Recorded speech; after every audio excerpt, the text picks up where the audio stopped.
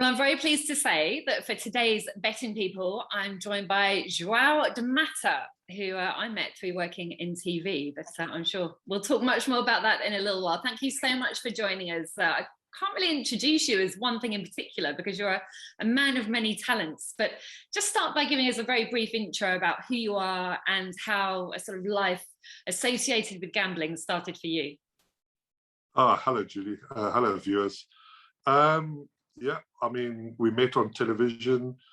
I've been punting for a long time. I started roughly when I was 7, back in South Africa with my dad and all his mates, taking what is commonly known in the UK as a play spot. In South Africa, it's called a place accumulator. And I just felt I loved horse racing from that moment.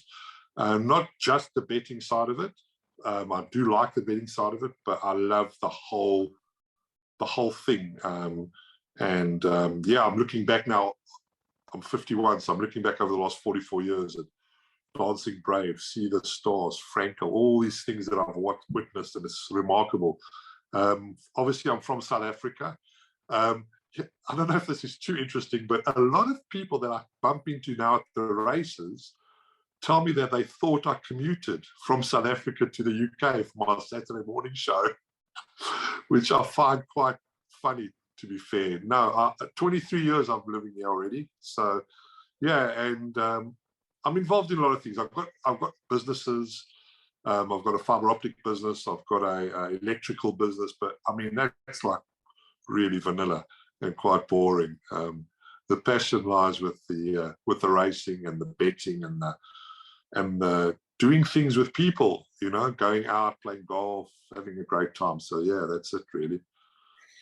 When you were young in South Africa as well, horse racing and gambling was very much part of the culture, wasn't it? Yes, and before we came on, you said to me, really, you were gambling at 7? And I said to you, well, I wasn't only gambling at 7, I was working in an off license at the age of 10. But they were different times, right? I mean, we were refugees into South Africa from Mozambique. So there were 5 of us in the family, and I remember the 5 of us having a tin of sardines with 1 sardine each for dinner when we got there. So we had to graft, and most immigrants do, you know, or refugees even we were.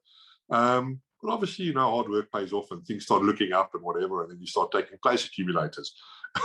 And 44 years later, you're doing podcasts on a device the size of a credit card. It's remarkable. But yeah, it was a different time. So it wasn't unusual for somebody to work at a young age or to gamble. You weren't allowed to. You weren't allowed to go to the tote and play. But I mean, there's 3 very important letters when it comes to Africa. That's TIA, which stands for This is Africa. So if you were standing at a tote and you needed to get your place accumulator on, provided you had the cash, there was always somebody of age that would put it on for you. So yeah, it wasn't that much of a challenge, to be honest. And there were 2 essential items that you used to take to school. Yeah, my radio. Always had my radio with me, and my form. So in South Africa, still today, next week Wednesday's form guide is already out. So we don't have 24-hour decks or whatever it is over here in England. So our form is able to be printed sometimes 7-8 days in advance. So you can imagine what it was like every night, just lying in bed, just studying form for the next 4 or 5 meetings that were coming up. It was lovely, lovely. And we'll come on later to your sort of unique tack when it comes to betting. We'll go into that more in depth later. But sure. You started learning from a young age from the people that you were surrounded by. Again, I've been blessed. You know, I grew up, my dad had a restaurant, so loads of, you know, in this day and age, it might sound weird, but loads of older men would come after work, plumbers, boiler makers, electricians.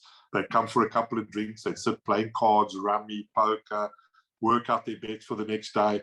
And I was talking to somebody the other day. I've got an eclectic mixture of friends, but most of my best friends are no longer with me because when I was 14, I was being sort of mentored or watching 45, 50-year-old men playing poker, dealing with bad beats, you know, going all in with a pair of aces and getting done by 2 and a 7 by some guy who just arrived from planet Mars or whatever. So I learned a lot from these guys. You know, I learned about winning with a smile, losing with a smile. I learned how to play poker, how to play rummy, how to play dice, how to punt on horses. And it was just, yeah, by the time I was 40, most of these guys were no longer with us, you know. But listen, it was fantastic. And I've got a 10-year-old son. Some of the viewers would have seen him once or twice on the telly. And I do try and take him to certain things where I think it's appropriate-ish for him to just, he can play on his phone or whatever he plays on, but just have an ear for what some of the older guys are doing, because I don't think it's too shabby to sit around a table with a couple of mates and just play poker for an hour or two. Yeah, you learn a lot about people doing that, funnily enough. Yeah, absolutely. You went on to have sort of quite a few roles in horse racing. Again, we'll touch on some of those, but how did the TV stuff happen? Oh, I didn't know you were going to ask me this. Wow. Okay, so those who remember me from At the Races, etc., will know that I pretty much said it as it was. I wore my heart on my sleeve. So I'm going to tell you the absolute truth, which is the only way I am. So obviously I used to watch the racing on At the Races, and they started showing South African racing, and one of my best friends, Andrew Riddell, was doing the South African racing. And once or twice I disagreed with either what he said or with how I felt wasn't backing up South African racing sufficiently. Okay. So I popped a couple of emails into the studio. 20 years later, he calls it hate mail. But anybody who's ever met Andrew will know that he's just the nicest bloke. So yeah, after emailing the studio 4 or 5 times, or maybe 50 times, he says to me, listen, instead of just emailing the studio, why don't you come for dinner? And I went to dinner at his house, met his lovely wife, Cindy, and their son, Santo. We ended up living together, the 4 of us, to save money. And those days, he was doing it for, I can't remember which of the 2 channels, and he couldn't do one day, and said, listen, I know somebody will step in for me. And that's how I got into it. And obviously he sent me a couple of mails that day just to wind me up. And yeah, then between him and I, we shared it for, wow, until about 4 years ago, I think, or 3 years ago. So that's how I got into it. Just hate mail, I suppose. Wow, let's not encourage that. There's enough of that around. No. Let's encourage the other side of it, which is hey, listen, brother, just come and meet me. And see what I am as a real person, and then you might just become friends. And I do that now. I have so many club members, owners in my horses that were former viewers of mine that emailed the studio that I connected with. It's awesome. So yeah, I did change my and it wasn't hate mail, by the way. It was just constructive criticism. You've got involved in the jockey side of things, both as a jockey agent and a jockey mentor. I'm really interested in this because you are still a jockey mentor now, aren't you? And that's actually a tough role. I did an interview at 4-Star Sports not long ago about how tough being a jockey is in terms of mental health and the demands on them physically and in particular mentally. Oh, Julia, and I'm about to stop. Honestly, I've had the worst 2 days of my life. So my jockey fell 2 days ago. He fell, got kicked, and I've struggled to deal with him telling me today, hello, sir, don't worry, I'm riding again on Wednesday. I'm like, are you serious? You were taken away in an ambulance. Yeah, but he's a lovely kid. He's a lovely kid. He came to me about 2.5 years ago. Tough upbringing, and I took him under my wing. We don't discuss horses at all. We discuss life, saving, credit cards, mortgages, and then that he's not the only guy in the world whose father left him when he was young. There's loads of them, and that shouldn't be a barrier to your success or who you are or who you become, you know. So yeah, it's been awesome. It's such a tough gig being a jockey. It is so hard, honestly. I'm not even talking about the falls, but just getting rides, losing weight. Oh, it's so tough.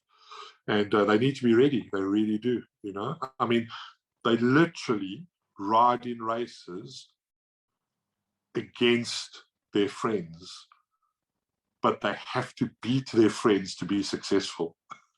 It's crazy. And then that when Jason wins the race and beats another horse by a short egg, his job is to try and get that guy jocked off so he can ride it next time. It's very, very tough. Very tough, yeah.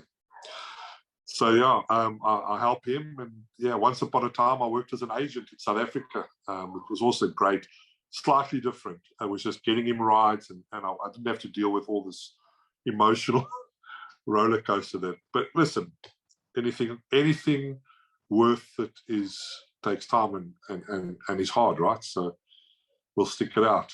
He'll be fine. He's tougher than me, clearly. He's told me today he'll be riding again on Wednesday, and I'm like, phew. And I mean, I know Sir A.P. McCoy quite well, and I mean, I don't know how they do it. I don't know how they do it. I really don't. Can you tell us the name of the jockey that you represent? Yes, Jason Gates. Jason Gates, he's just come out of his apprenticeship, ridden about 90 winners. Yeah, a lovely young man, 21. He's got his whole life ahead of him. Beautiful smile, rides at a lightweight, 48 kilos. I'm not sure what that is in stone. Yeah, but it was scary. It was scary to watch him fall. Oh, really, yeah.